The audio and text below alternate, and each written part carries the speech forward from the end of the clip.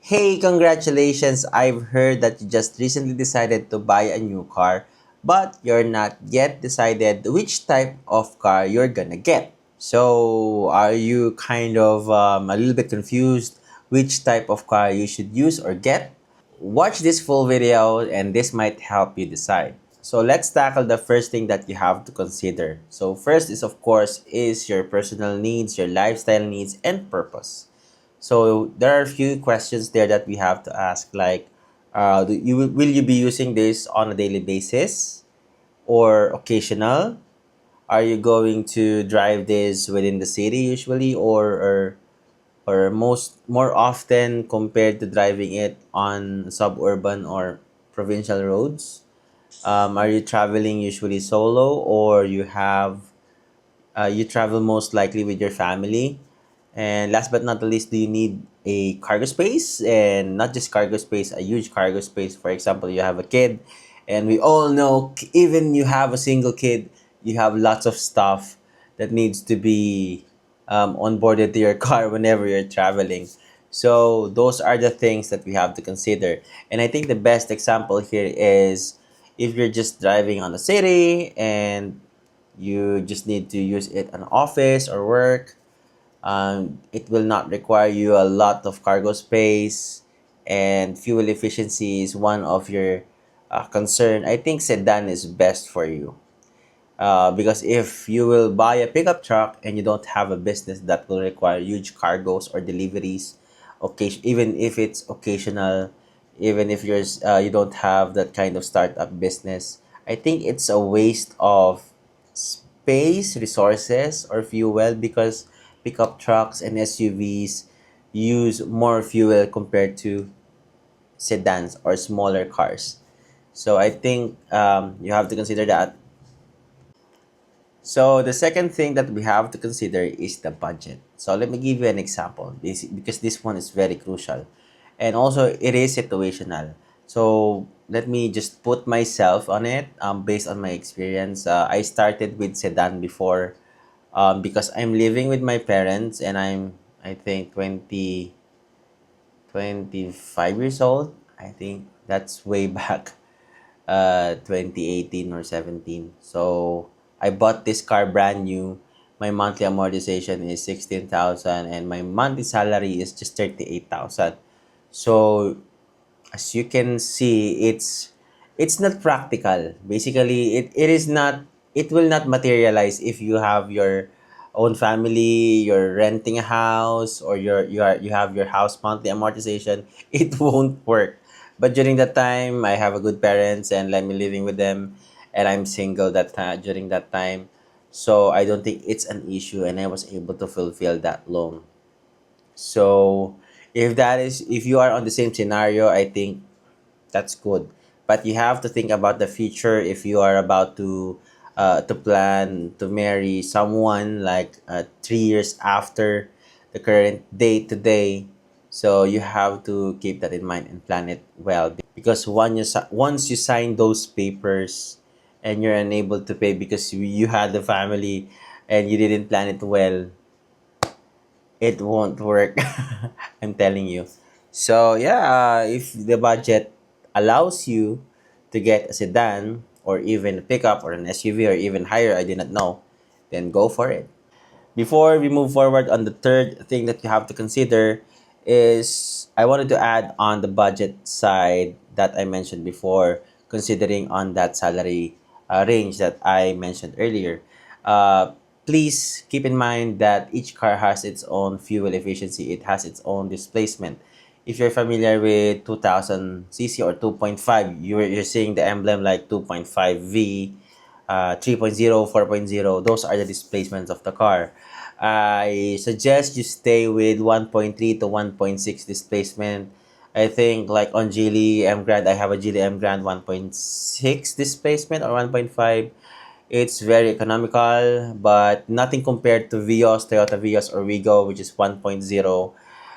It's very fuel efficient. You have to ask your agents on the cars that you're trying to select or options that you have in the showroom, which fuel efficiency suits your budget. So the third thing that we have to consider is the fuel type and fuel efficiency of the car. In terms of fuel type, do you want a diesel engine, gasoline engine, hybrid, or full EV? I think BYD offers full EV like Tesla. Tesla offers full EV car, but that is one of the most expensive sedans or cars. So yeah, you have to consider that because me, based on my experience, way back 2019 when I first bought my diesel engine car, which is the 2019 Nissan Navara EL 4x2. The price of the diesel during that time is 34 to 40 pesos, I think, which is economical. But right now, we are on a 60 pesos to 70 pesos range.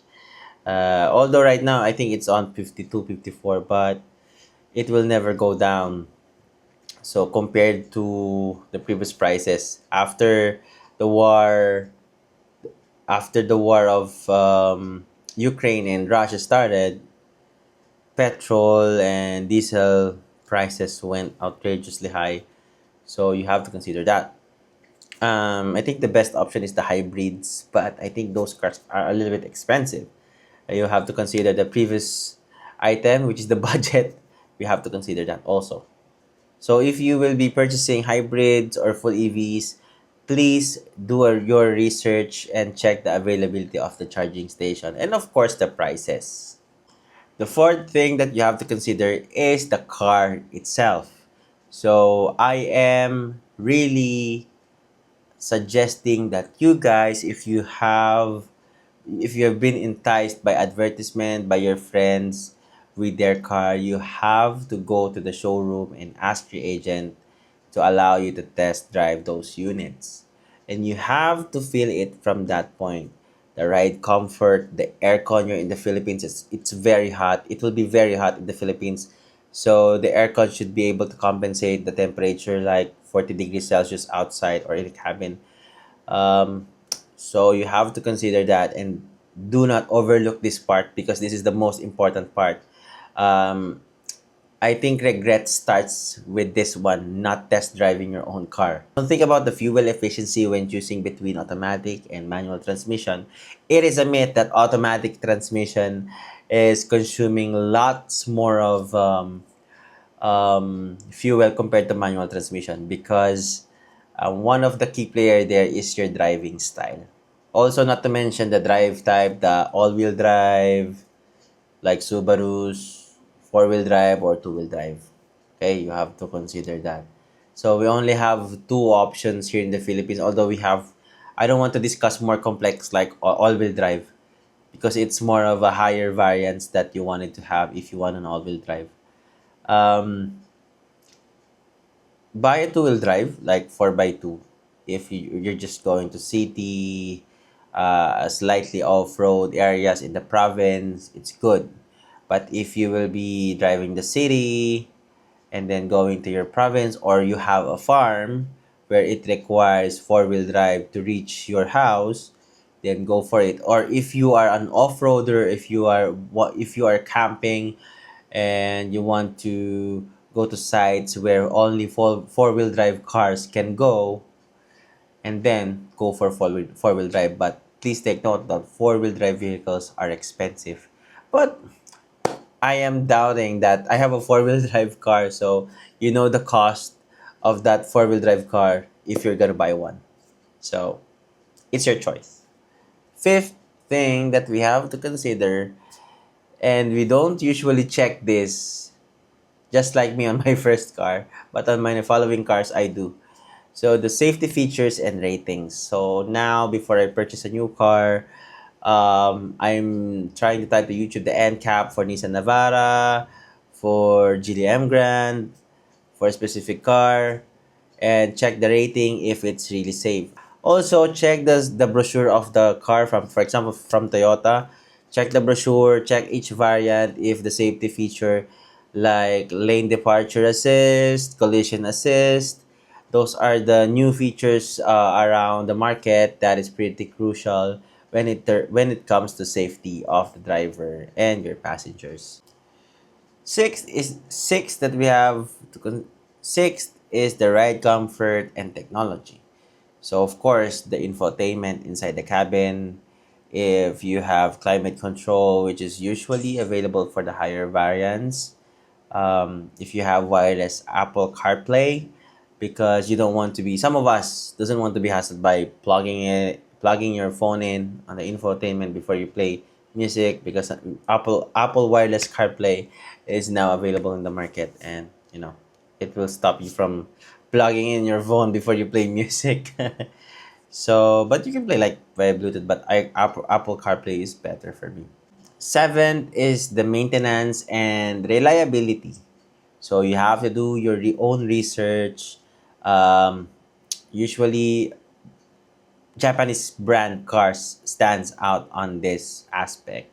Like you have to check if the you have to ask your agent how much I should spend for the first change oil, the next change oil, and the rest of the PMS schedule. You have to ask how much or what range so that you can check if it suits your budget.